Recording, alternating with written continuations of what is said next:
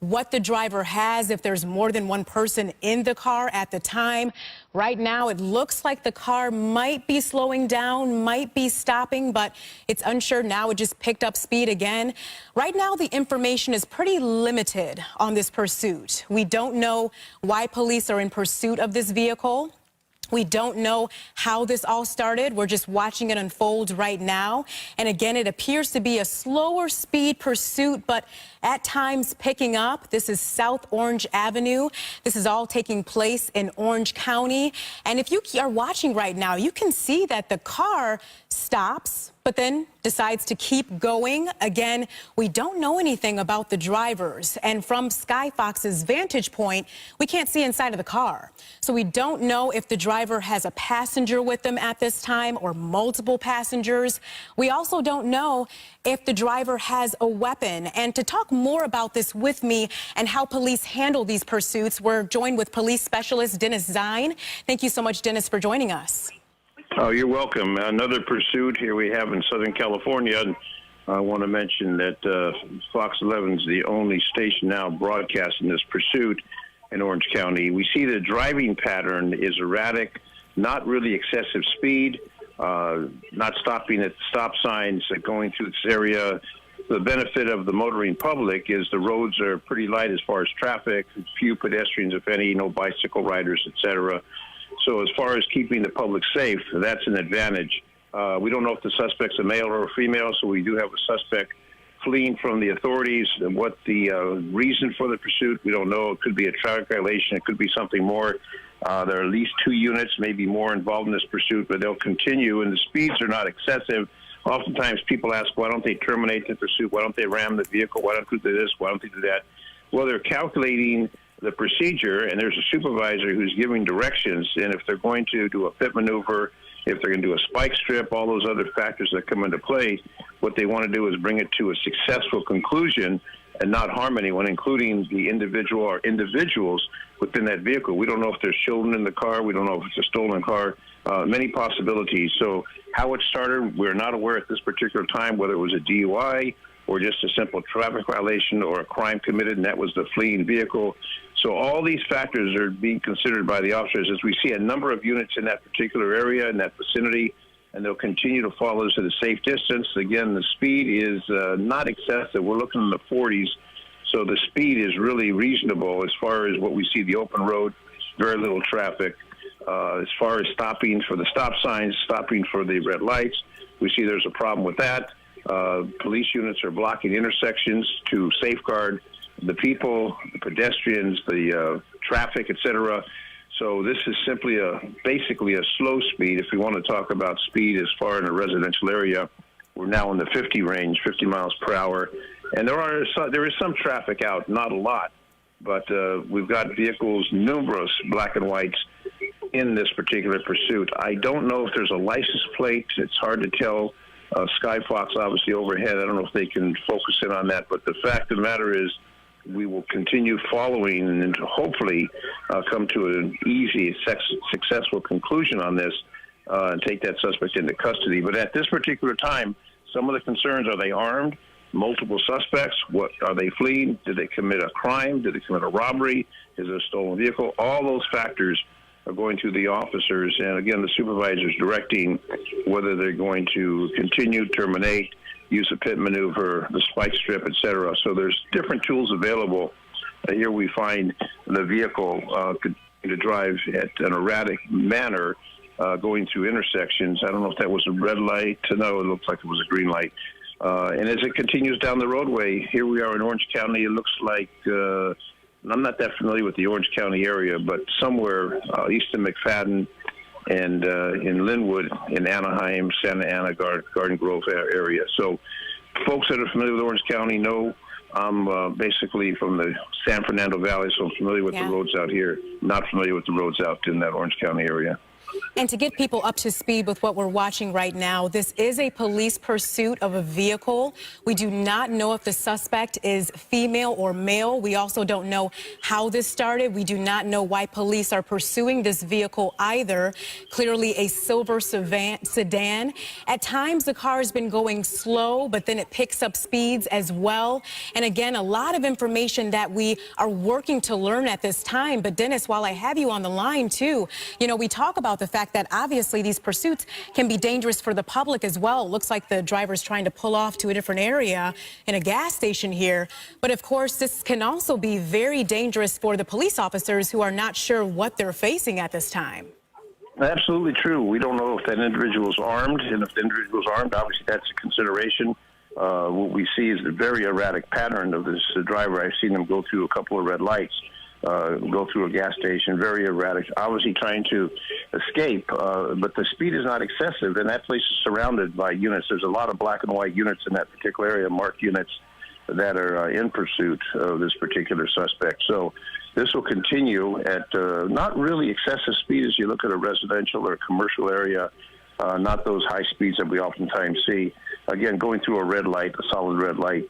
And that's the concern about cross traffic. If a vehicle is proceeding through, then you've got that. But then the sirens are blaring on the police vehicles, hopefully warning people in that particular area to use caution. And as we see, we've got the primary unit, we got the secondary unit, other units in that particular area. In this particular situation, might be a possibility for a pit, might be a possibility for a spike strip.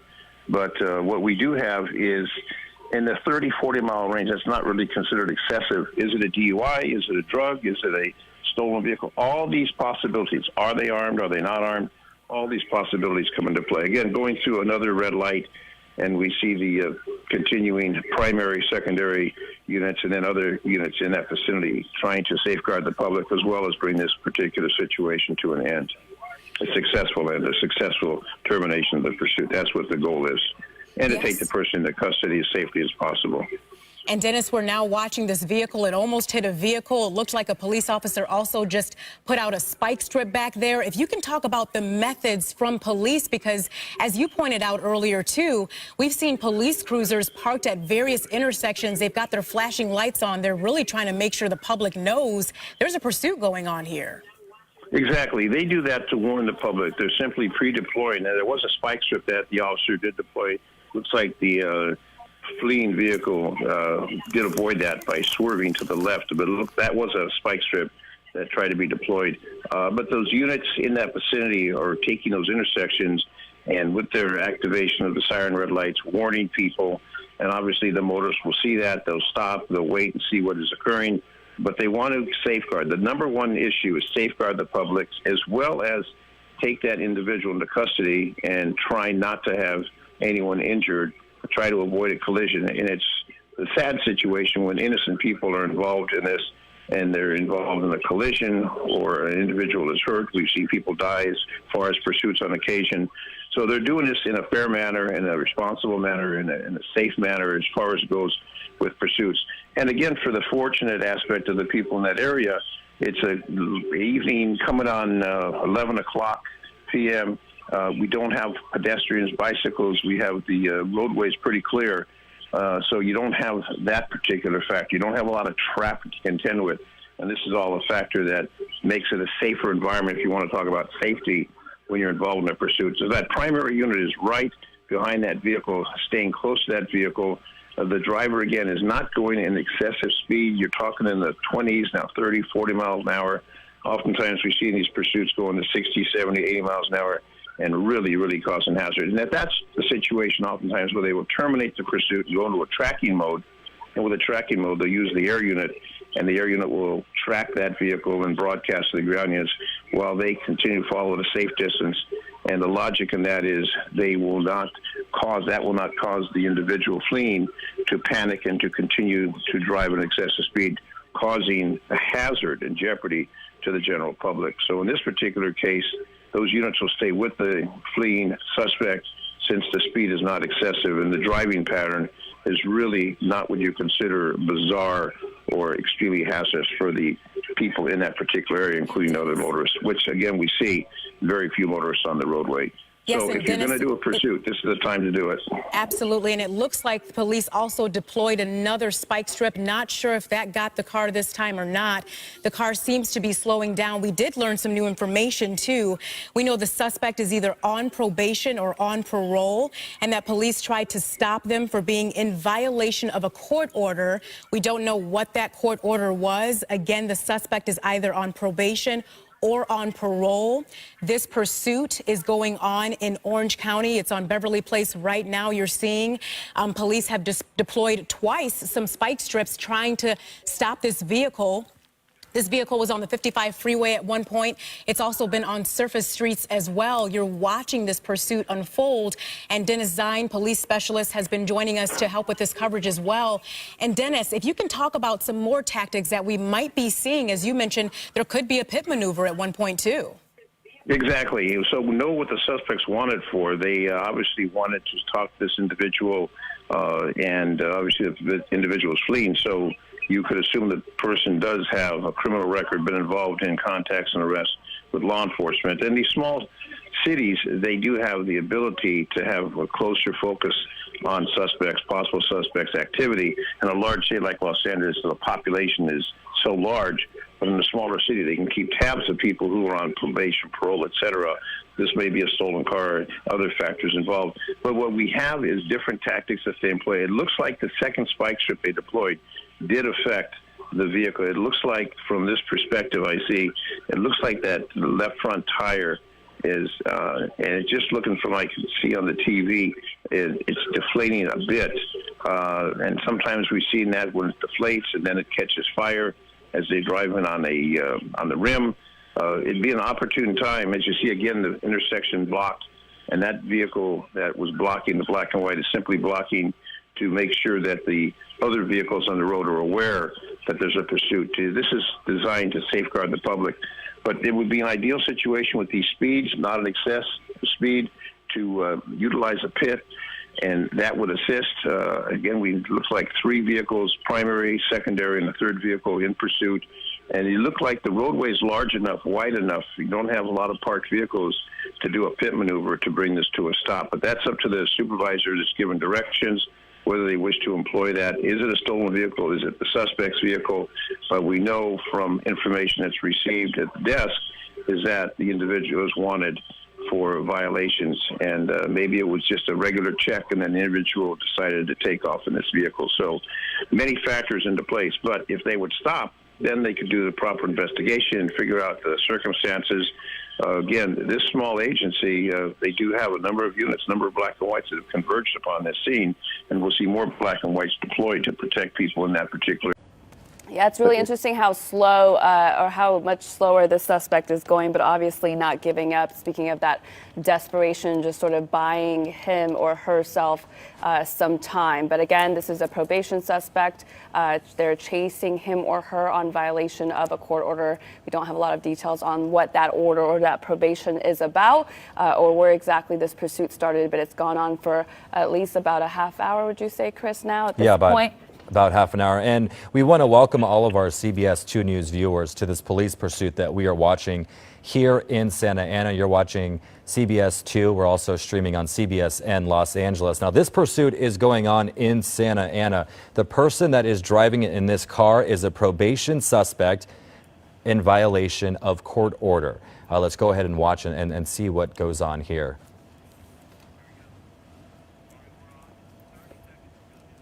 All right, looks like he's opening his car, his car door, and the driver keeps going on. So it's that desperation. Just do not want to get hooked up and go. They know they're going to go to jail, but it's just the time that they may be on the cell phone talking to some of the people there. Dave, it looks like we're going to get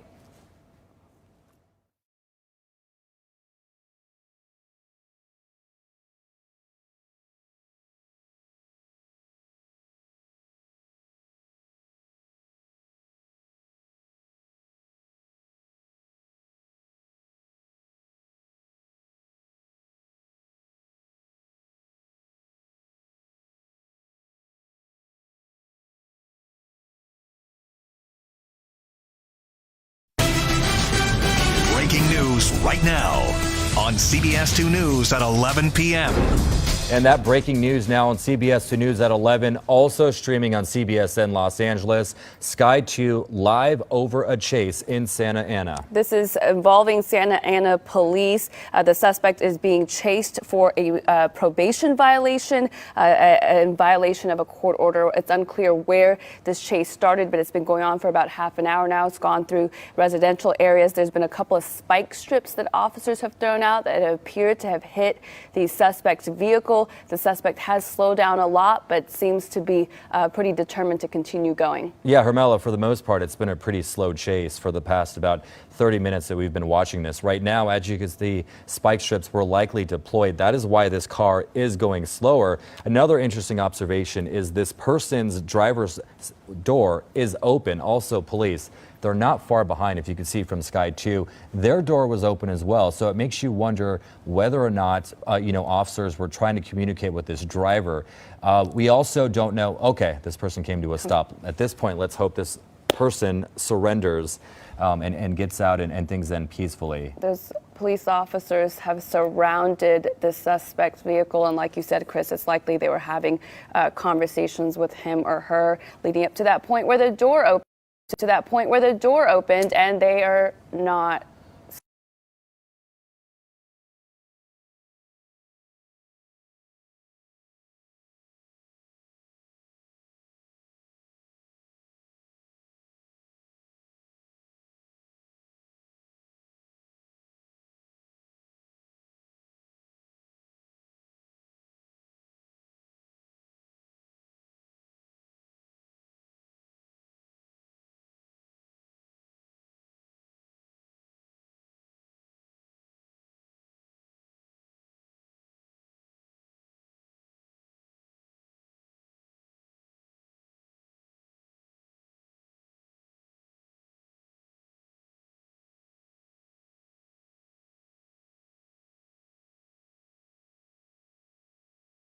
The suspect vehicle appears to have stopped completely. The driver's side door still open, and it was open a few minutes ago. Assuming there may have been a conversation that led up to that. It looks like somebody is stepping out. Officers outside of the car and the driver, hands up.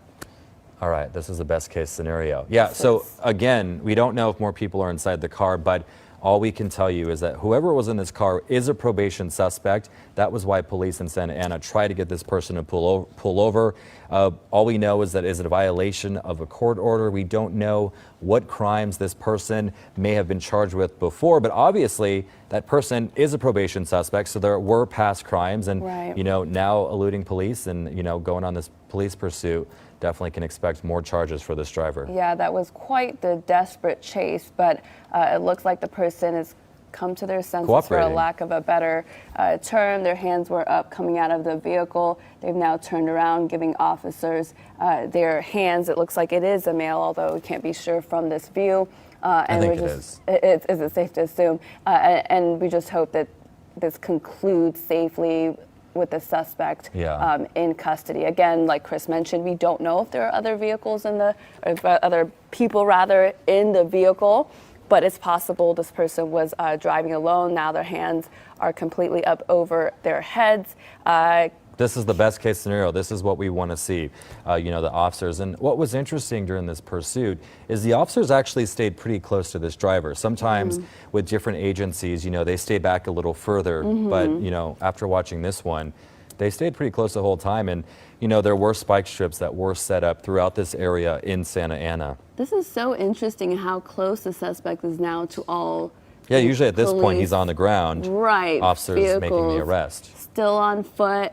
The two hands keep going up and down. He's walking towards his right, where there's some officers on that corner. Of course, we can't actually hear the conversations that may be going on, but what we would assume is that he's following some directions that are being given to him. Otherwise, this would not look as stable of a situation as it does. But again, the suspect is moving towards the sidewalk. Maybe that's what he's being asked to do. About half a dozen or more police vehicles blocking him in, and it looks like he's moving back towards the officers. I don't know why at this point he's not put into You know, custody. it's probably going to happen right here. Once they detain him and put him into cuffs, from there, what they'll do is they'll likely go to the vehicle, make sure that no one else is There inside. we go. Okay, he's getting on his knees. So it looks like this is just moments away from being concluded. This is the ideal scenario that we want to see. So there you go, your Sunday night pursuit. A man in custody after taking Santa Ana police in a pursuit. Again, this person was wanted. He was a probation suspect for violation of court order, but this pursuit has come to an end. And from here, we'll move on to another breaking story.